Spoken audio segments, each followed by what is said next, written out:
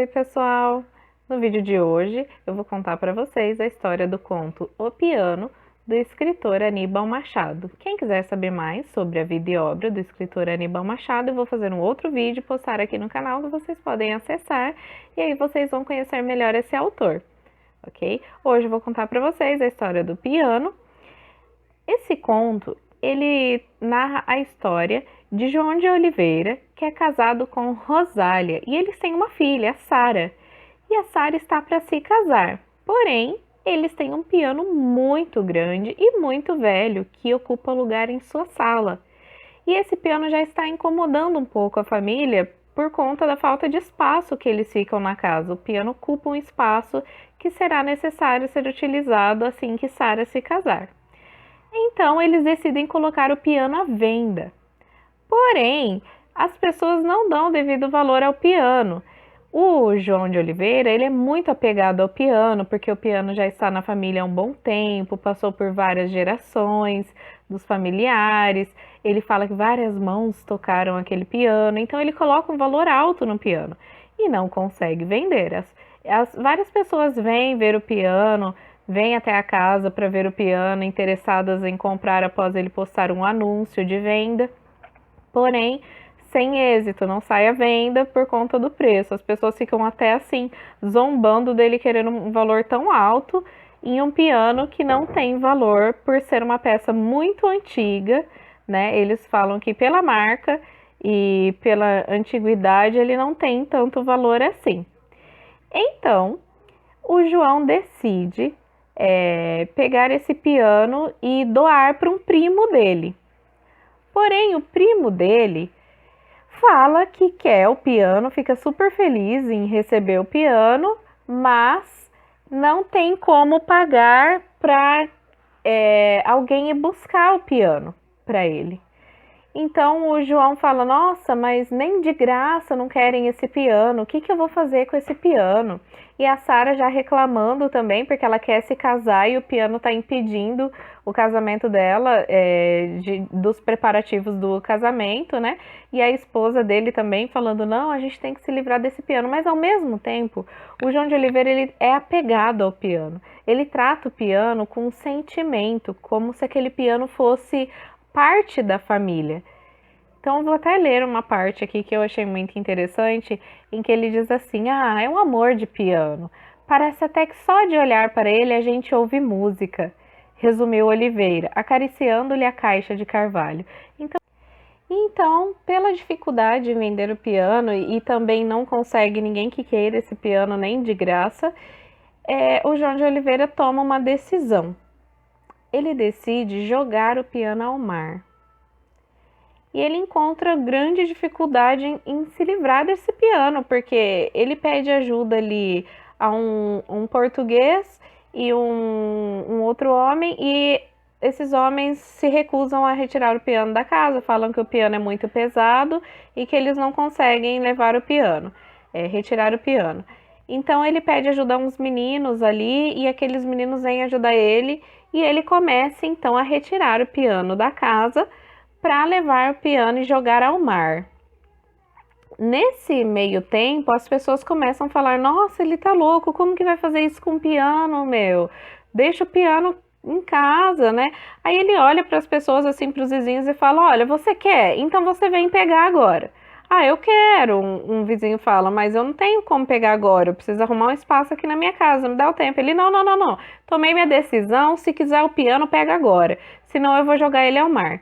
E aí, então, as pessoas acabam não querendo o piano e ele continua a caminhada dele para levar esse piano ao mar. E então, nessa caminhada até levar o piano ao mar, as pessoas interrogando ele, as horas vão passando e muita dificuldade para levar esse piano e chegar até o mar. Então começa o anoitecer e aí vem um guarda e fala, não pode mais esse horário, vão ter que deixar para amanhã. E ele deixa para outro dia, só que durante a noite chove e ele fala para a esposa dele, nossa, eu tô pensando no piano lá fora, porque ele deixa o piano lá na calçada, na chuva, tomando chuva, coitado, um piano, nossa, era parte da família.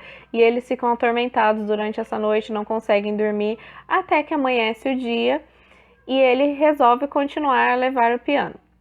Ele leva o piano, resumindo aí o conto, leva o piano e consegue chegar perto da areia.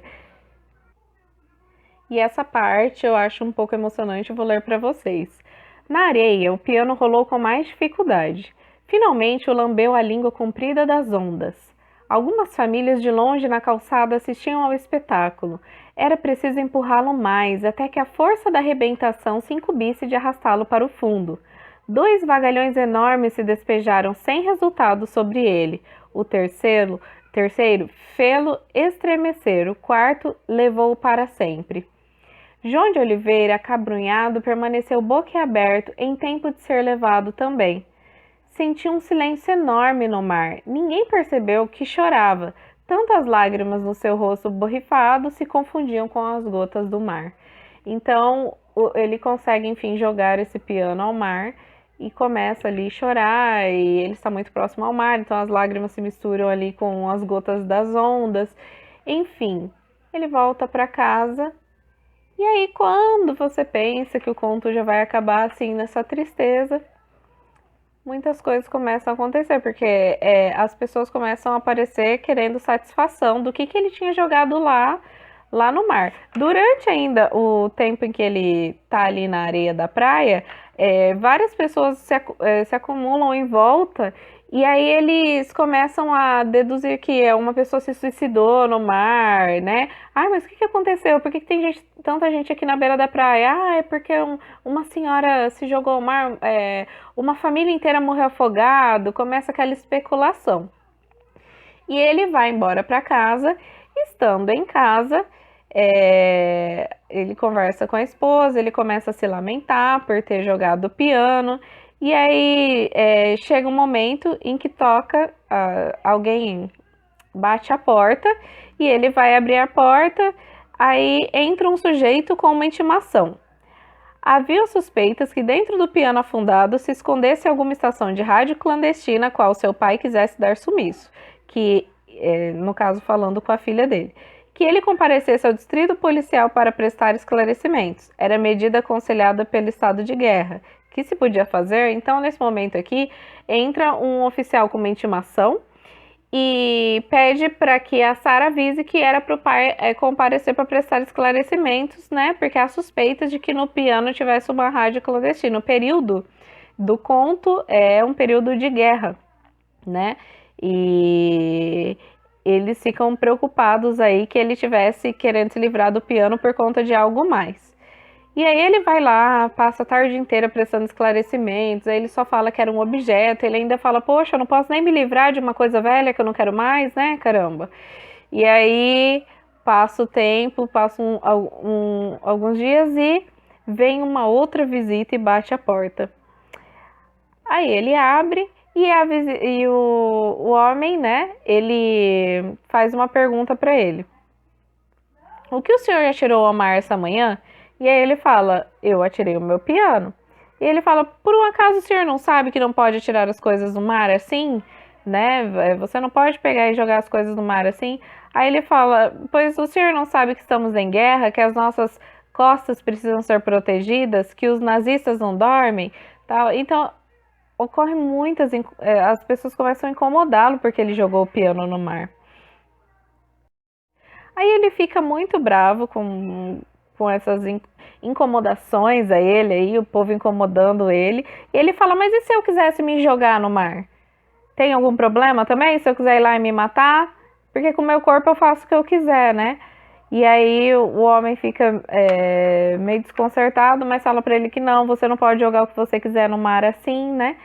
Enfim, ele esclarece o que ele tem que esclarecer. E aí vamos para a parte final do conto. Lembrem-se que a Sara estava para se casar? O noivo dela era um tenente. E então o tenente chega na casa. E aí a Sara vai toda feliz e fala para ele, olha aqui, meu amor, nós tínhamos um piano aqui, mas nós nos livramos dele para abrir mais espaço na sala, onde vai ser o nosso quarto, né, onde nós vamos morar. E eu estou muito feliz, agora nós podemos nos casar. E aí ele fala as seguintes palavras para Sara,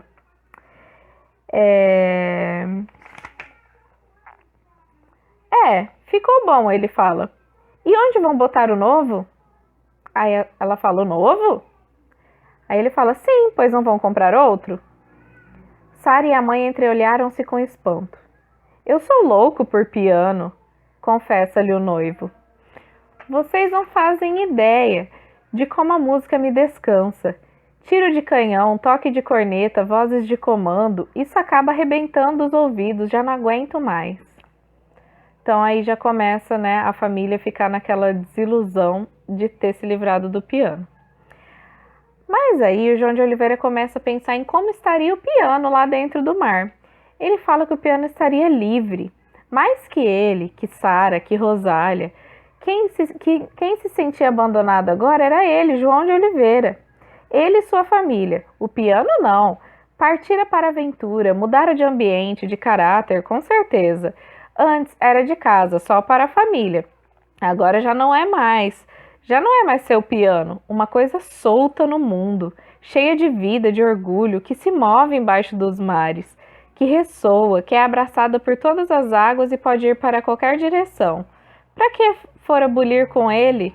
Ou seja, ele começa a perceber que ele mesmo acaba, ele deu a liberdade para o piano que ele não tem, nem a família dele, e o piano agora está livre, né? Enfim, João de Oliveira a custo reconhecera naquele momento que o piano poderia ter ficado onde estava, na casa. Eles não precisavam ter se livrado do piano. E aí, durante o entardecer, aparece um homem que abre o portão e entra na casa dele pedindo licença, né? João de Oliveira a custo reconhecera naquele vulto o judeu, mas nada percebera da proposta que lhe fazia e em que se falava de um piano. Um piano? Que piano? Assim termina o conto. Porque quando ele coloca o piano à venda, umas pessoas vêm na casa ver o piano, e dentre essas pessoas está um judeu. Então, esse judeu, ele retorna com uma proposta de compra do piano. Então, o que nós podemos perceber com esse conto é que é a afobação da família em querer se livrar tão rápido daquele piano, ao invés de esperar, talvez, outras possibilidades, como, por exemplo, no caso, a venda, que poderia ser fechada ali. Então, o conto ele se encerra com essa frase, né?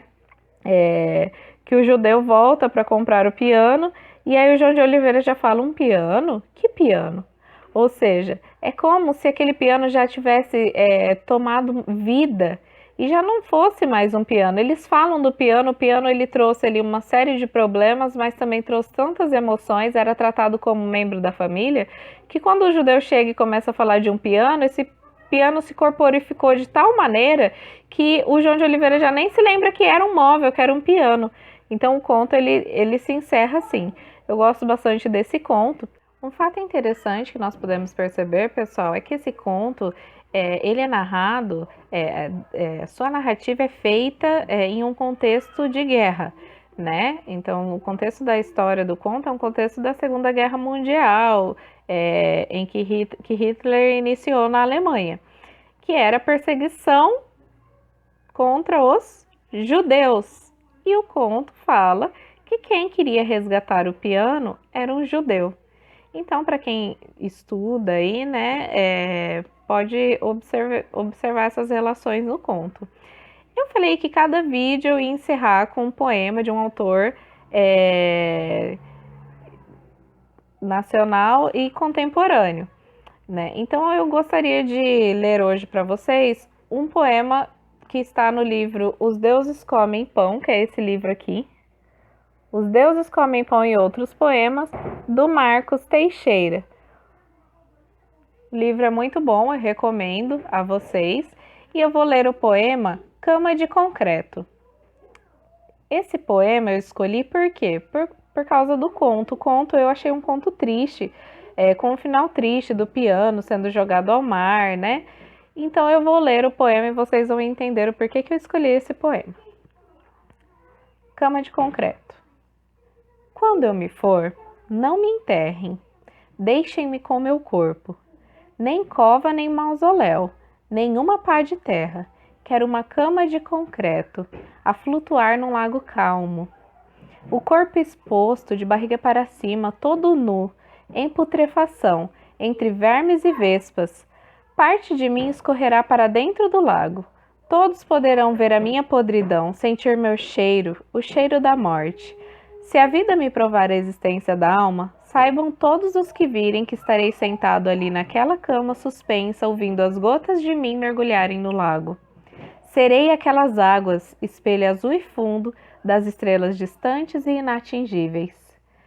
Então eu acho um poema assim triste, um poema que fala de morte, e como eu achei o conto também um conto triste, que fala de abandono na realidade, né? Desse desapego do João de Oliveira com seu piano. Eu espero que vocês tenham curiosidade de conhecer mais sobre o autor Aníbal Machado e não deixem de se inscrever no canal e deixar o seu like, que isso ajuda muito o canal, ajuda muito para que eu consiga melhorar o canal, ok? Deixem o like, às vezes a gente vê aí vídeos nos canais do YouTube com um monte de visualizações, mas as pessoas acham que tem preguiça de ir lá e clicar no joinha. Clica no joinha, gente, se inscreve no canal. Beijo!